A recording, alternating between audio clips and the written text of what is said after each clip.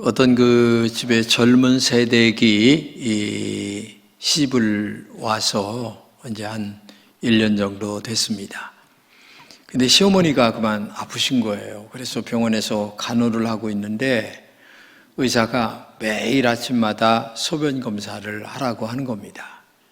그러니까 이 세대기 이제 시어머니를 간호하면서 소변을 매일 받아다가 이렇게 의사에게 갖다 주게 되는데, 그만 하루는 이게 잘못해가지고 소변을 엎지른 거예요. 또 받으러 가자니 그래 뒤뚱맞다고 혼날 것도 없고, 얘라 모르겠다, 이번에는 그냥 내 소변을 받아다가 갖다 줘야지 하고서 이제 소변을 갖다 줬어요. 근데 의사 회진 때가 됐는데 의사가 들어오더니만 막 웃으면서 좋게 들어오는 거예요. 그러더니만 손을 들더니, 할머니 기적이 일어났습니다. 놀라운 일이 일어났습니다. 할머니 임신 3개월입니다. 축하합니다.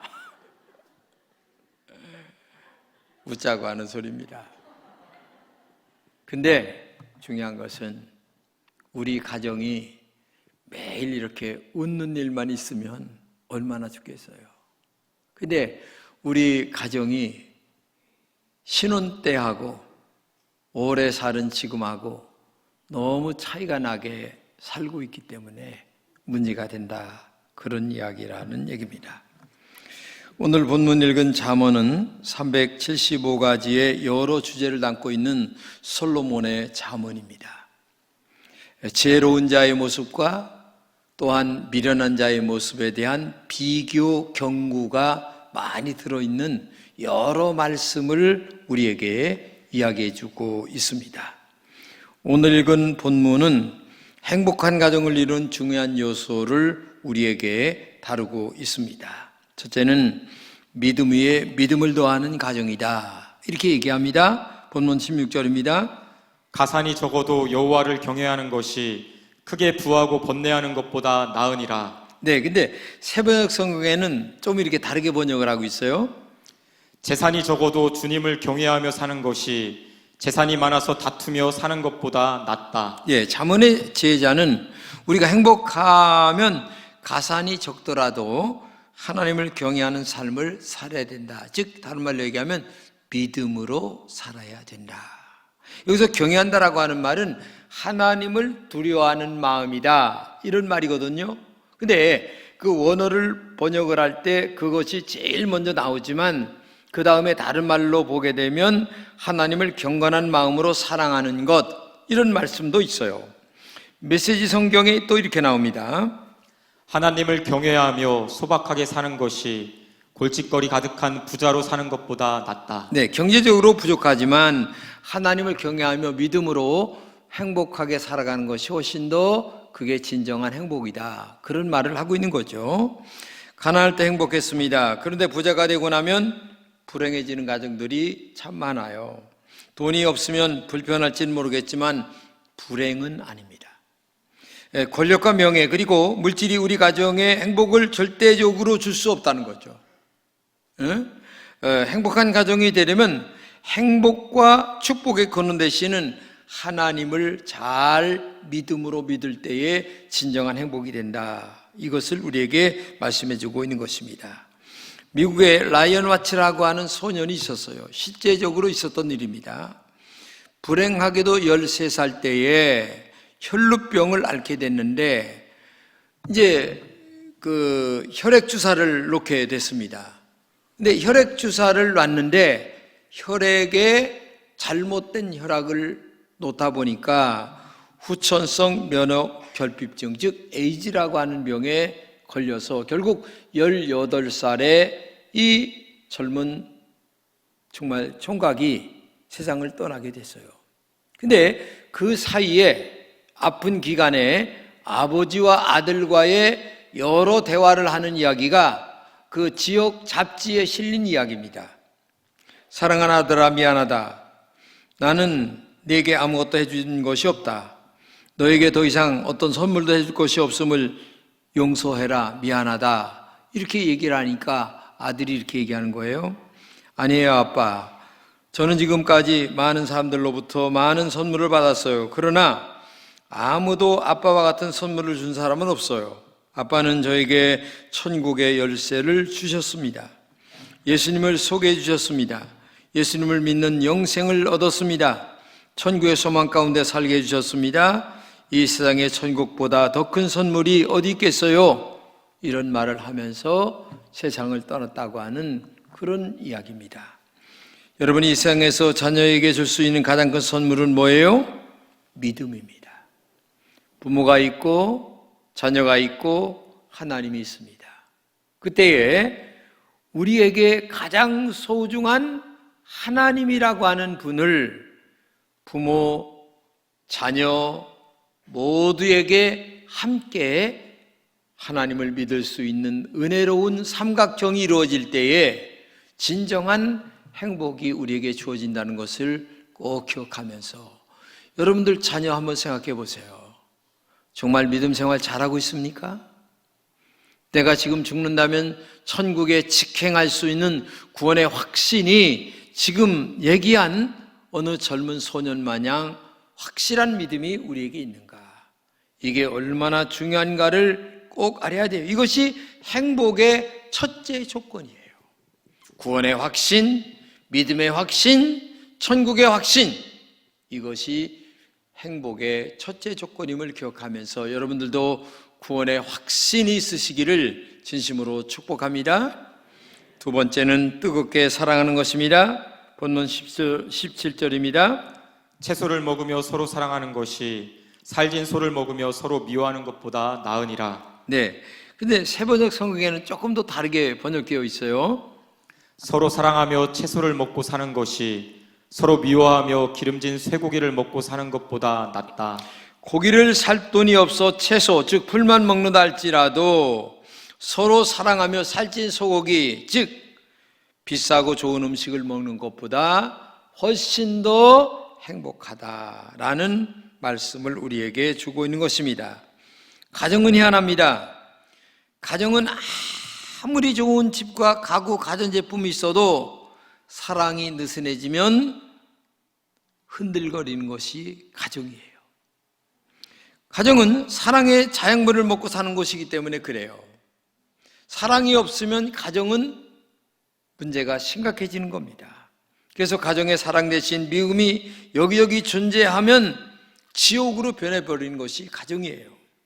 신혼 초에는 그렇게 어렵고 힘들었는데도 서로를 바라보며 당신 없인 못 살아 이렇게 살았어요, 우리가. 그런데 살만하고 여유가 있고 먹고 살만하고 뭐가 되니까 세상으로 빠져나갑니다. 그러면서 당신 때문에 못 살아 이렇게 말이 변해가는 것이 오늘 현실입니다. 과거보다 경제적으로 더 잘 사는데 왜 못 산단 말일까요?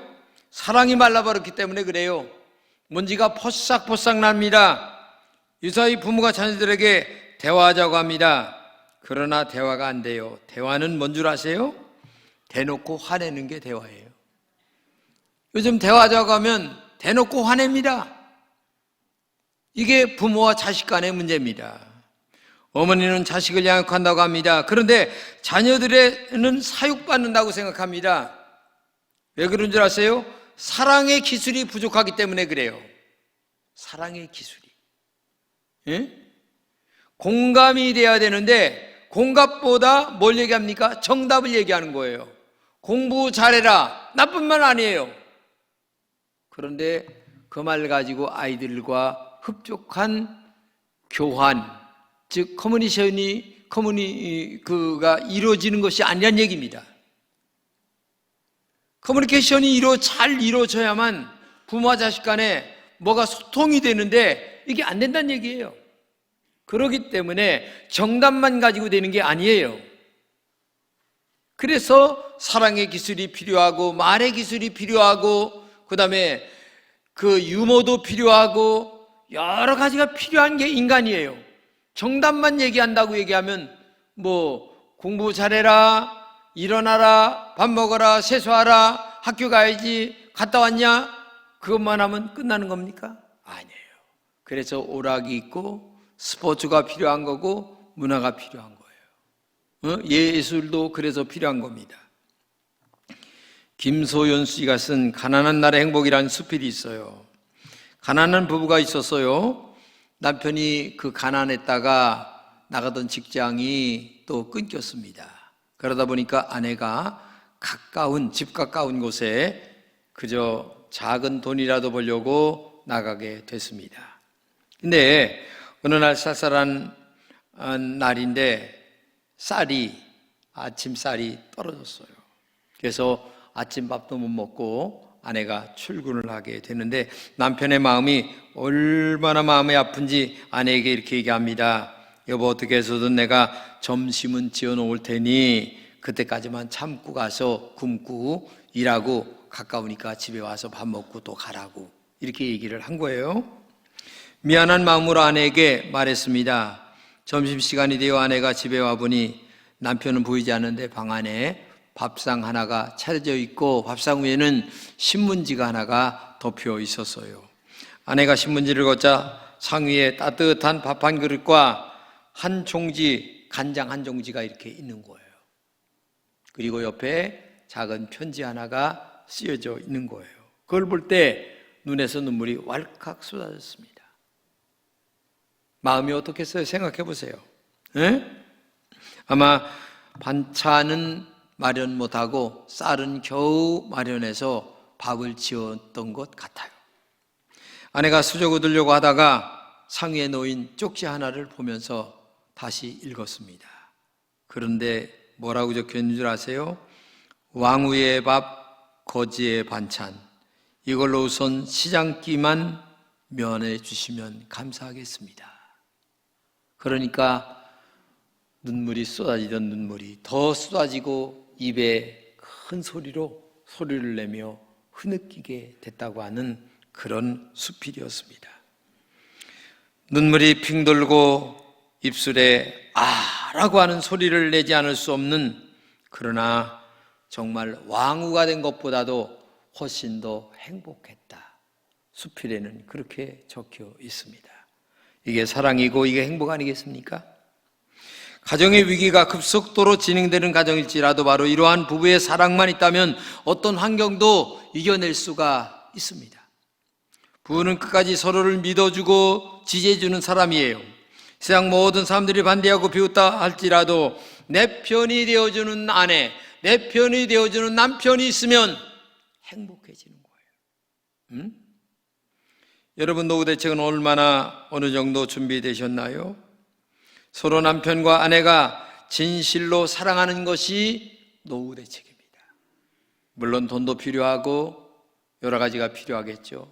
그러나 진실한 사랑이 있다면 어떤 돈 많은 것보다도 훨씬 더 좋은 노후 대책이 준비되었다고 볼 수가 있는 거죠. 혹시 홀로 계신 여자분이 계신다면 신랑 대신 남편을 삼아 남은 여생을 기도하며 믿음과 신앙으로 살려고 하는 마음의 이 여유로움을 갖고 살려고 할 때에 외로움을 극복하며 이겨나갈 수 있는 거죠. 혼자 되신 남자분이 계십니까? 그러면 교회를 내 몸처럼 생각하고 와서 봉사하며 신앙으로 살아가고 믿음으로 살려고 하는 마음을 갖고 있을 때에 어떤 것보다도 더 훌륭한 아내감으로서의 하나님 앞에서 용기와 진실로 살아갈 수 있는 힘이 내 안에서 생겨날 수가 있다는 것입니다. 이것이 무엇보다 가정의 행복이고 신앙의 내 아름다운 모습이 아닌가 하는 생각을 가져봅니다. 그래서 우리 마음속에 서로 사랑하는 마음, 용서하는 마음, 이해하는 마음, 이런 것들이 우리 안에 있을 때에 진정한 행복한 가정으로 만들어지는 영적 비결이 우리에게 있다는 것을 꼭 기억해 주시면 좋겠다는 생각을 가져보고요. 세 번째는 끈질기게 인내하는 가정입니다. 본문 18절입니다. 분을 쉽게 내는 자는 다툼을 일으켜도 노하기를 더디하는 자는 시비를 그치게 하느니라. 메시지 성경에는 이것을 또 이렇게 번역을 했습니다. 한번 읽어보세요. 불같은 성민은 싸움을 일으키지만 차분하고 침착한 성품은 싸움을 막아준다. 이걸 보면서 저는 하나님이 저에게 얘기하는 것 같다 하는 생각을 가져봤어요. 저도 O형이라 성격이 굉장히 급하고 이런 것이 저에게 있다는 걸 제가 알아요. 분을 쉽게 낸다고 하는 말은 강렬하게 분노가 타오르다 라는 뜻이거든요. 영어 표현으로는 조급한 자 이런 말입니다. 감정에 이끌려 상황을 정확하게 파악하지 않고 쉽게 화를 내고 나중에 보니까 헛다리 짚어서, 그래서 계면쩍게 후회를 하는 사람들이 많아요. 이미 화는 냈고 그렇죠? 그러다 보니까 나중에 본질은 아니고 비본질에 지금 화를 내버리고, 나중에 보니까 본질은 따로 있어요. 이게 성급한 자는 이런 실수를 많이 저질러요. 이게 문제거리가 있어요. 이런 것들이 우리가. 그렇기 때문에 이런 가정은 늘 가정에 다이너마이트가 폭발하려고 지금 옆에 불꽃이 팍 타들어가는 집과 같은 집이에요. 그러나 성경이 이렇게 얘기합니다. 노하기를 더디하는 자는 시비를 그치게 하느니라. 노하기를 더디한 자라는 말은 화가 날 때 자기 자신을 잘 다스린다는 얘기입니다. 자신의 분노를 일단 자제하고 사태의 추이를 심각하게 점검해 보면서 말하고 행동하는 지혜가 있어야 된다는 얘기예요. 근데 화를 먼저 내버리고 나중에 수습하려고 하고, 이런 분들이 종종 있어요. 우리 가정에서 불행은 사소한 문제에서 사실 시작한다는 것을 알아야 돼요. 사실 부부싸움을 하는데 남북 통일과 세계 평화 때문에 부부싸움하는 사람 봤습니까? 거대한 것을 갖고 우리 한번 싸움해보자. 아마 그런 가정은 없을 거예요.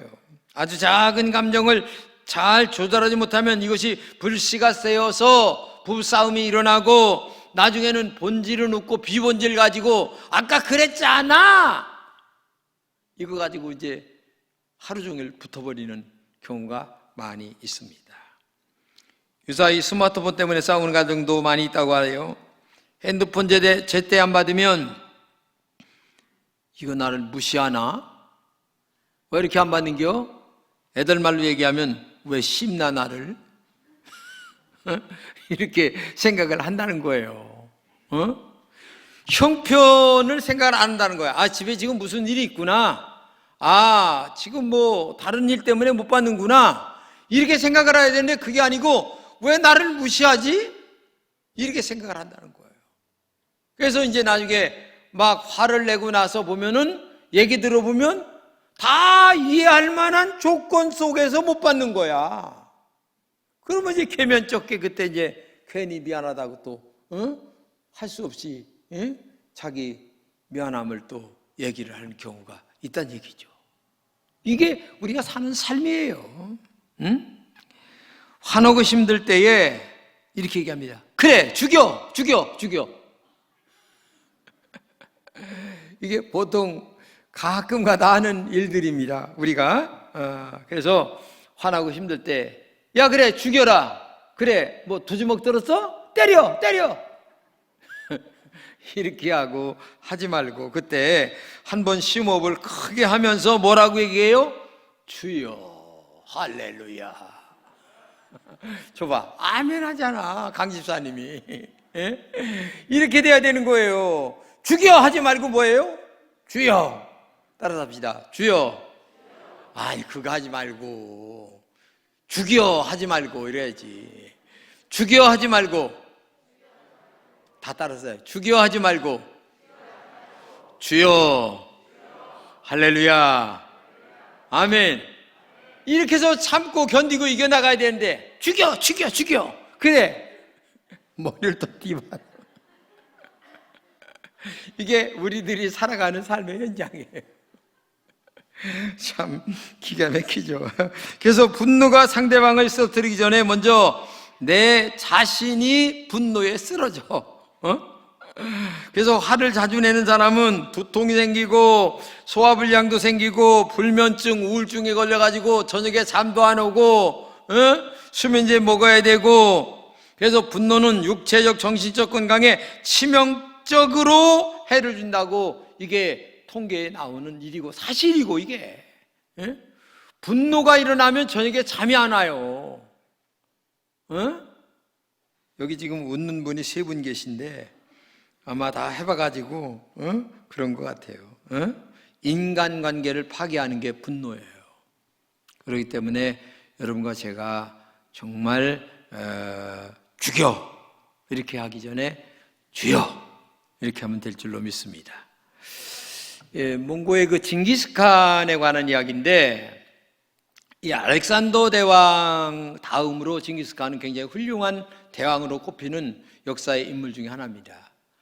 근데 몽골은 지금도 이 독수리나 매를 이렇게 해서 사냥을 시키는 그 문화가 지금도 있는데, 그때부터 이제 오래전부터 전통이죠, 이게. 근데 하루는 전쟁을 나갔다가 물을 먹으려고 하는데 물이 많이 쏟아지는 게 아니라 떤방떤방 떨어지는 거기다가 컵 하나를 들고서 이렇게 물을 먹으려고 봤는데, 이 매가 와가지고서 그냥 컵을 발로다 탁 채는 거예요. 뚝 떨어졌죠. 다시 주워가지고서 또 물을 받으려고 하는데 또 그러니까 화가 나니까 칼을로다 매의 목을 쳐가지고 죽여버린 거야. 그리고 난 다음에 뭐가 그러나 하고서 이렇게 보려고 보니까 이게 웬일입니까? 그 위에 조금 올라가 보니까 물 내려오는 데에 독사가 죽어서 독을 뿜는 물이 거기에 고여 있더라는 거야. 근데 자기 주인을 살리려고 이 매가 세상에 컵을 2번이나 내려뜨렸는데 그거를 이해를 못하고 죽여버렸다고 하는, 그래서 이 자기의 성급함에 굉장히 후회했다고 하는 것이 징기스칸의 그 책에 보면 나오는 이야기 중에 하나입니다. 잠문 16장 30절입니다. 노하기를 더디하는 자는 용사보다 낫고 자기의 마음을 다스리는 자는 성을 빼앗는 자보다 나으니라. 잠문 12장 16절입니다. 미련한 자는 분노를 당장에 나타내거니와 슬기로운 자는 수욕을 참느니라. 이게 얼마나 힘든 얘기입니까? 여러분이 미련한 자는 분노를 당장에 나타내거니와 슬기로운 자는 수욕, 모욕을 참는다. 참 대단한 얘기죠, 이게. 이 잠언서를 많이 읽어보게 되면 이런 중요한 경구들이 많이 기록되어 있어요. 너무나 우리 일상생활에 필요한 경구들입니다. 만일 너무 참아서 병이 날 지경이면 사람들에게 말고 하나님께 미주알고주알 기도로 아뢰면 아마 마음도 시원하게 풀려나갈 줄로 믿습니다. 그래서 이러한 내 안에 있는 쓴뿌리를 기도로 제거시킨다면 얼마나 지혜로운 자가 되겠어요. 근데 우리는 사람에게, 부모에게, 아내에게, 남편에게 이걸 그냥 있는 대로 다 품어내니까 인간은 듣고서 화낼 사람이 누가 있겠어요? 감정의 동물인데, 인간이. 그렇지 않아요? 어느 화가가 한 폭의 아름다운 그림을 그리게 하여 목사님에게 질문했어요. 이 세상에서 가장 아름다운 것이 뭡니까? 그러니까 믿음인 것 같아요. 신혼부부에게 물었더니 사랑인 것 같아요. 이렇게 대답을 하는 거예요. 또 비를 기다리는 농부에게 물었더니 인내인 것 같아요. 여러분, 믿음, 사랑, 인내, 정말 아름다운 것 아니겠습니까? 그래서 나중에 이 3가지를 가지고서 가정에 돌아왔어요. 어린아이들과 아내가 아주 웃으면서 해맑게 웃는 것을 보니까 가정이 천국이구나 하는 생각을 마음에 가졌다는 얘기입니다. 이 세상에서 가장 아름다운 것이 가정이다. 그렇죠. 하나님께서는 가정에 믿음과 사랑과 인내가 가득하게 만들도록 우리에게 말씀하고 있습니다. 우리의 가정이 믿음이 있고 사랑이 있고 인내가 충만하다면 얼마나 아름답겠습니까? 그런데 안타깝게도 요즘의 가정은 삐거덕거리는 소리가 너무나 많이 납니다. 마지못해 사는 가정도 있어요.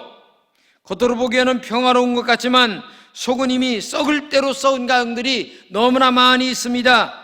이 가정 위기의 사태 속에서 우리의 가정은 결코 부귀와 명예, 이 세상의 어떤 것으로도 행복을 만들어낼 수가 없어요. 믿음과 사랑, 그리고 인내, 정말 서로를 신뢰하는 믿음, 이런 것들만이 진정한 우리의 가정을 행복으로 만들 수가 있다. 나의 가정은 정말 어떤 가정인가? 내 아내를 정말 믿고 있는가? 내 남편을 정말 믿고 있는가? 사랑하고 있는가? 그리고 어떤 문제가 있을 때 서로 참고 인내하며 서로의 사랑을 존중하며 이겨나가려고 하는 그런 것들이 있는가? 깊게 생각해 보면서 이 가정의 달을 맞이하면서 여러분들의 가정을 행복하게 만들려고 하는 그 노력과 그리고 인내 그리고 기도, 이런 것들로 가득해서 정말 여러분들의 가정은 행복한 가정이 되시기를 진심으로 축복합니다. 기도하겠습니다. 하나님 감사합니다. 우리 금천의 모든 성도들에게 진정으로 행복한 가정들이 되게 하여 주옵소서. 성령님이 늘 충만하게 하여 주옵소서. 믿음이 늘 충만하게 하여 주옵소서. 사랑으로 가득하게 하여 주옵소서. 참고 인내하는 믿음들이 우리 가정에 늘 있게 하여 주시옵소서. 그리하여 우리의 가정들이 행복하고 그리고 언제나 용서하고 이해하고 충만해서 정말 남은 삶을 아름답게 살아가는 우리의 모든 가정들이 될 수 있도록 하나님이 복의 복을 도하여 주시옵소서. 예수님의 이름으로 기도합니다. 아멘.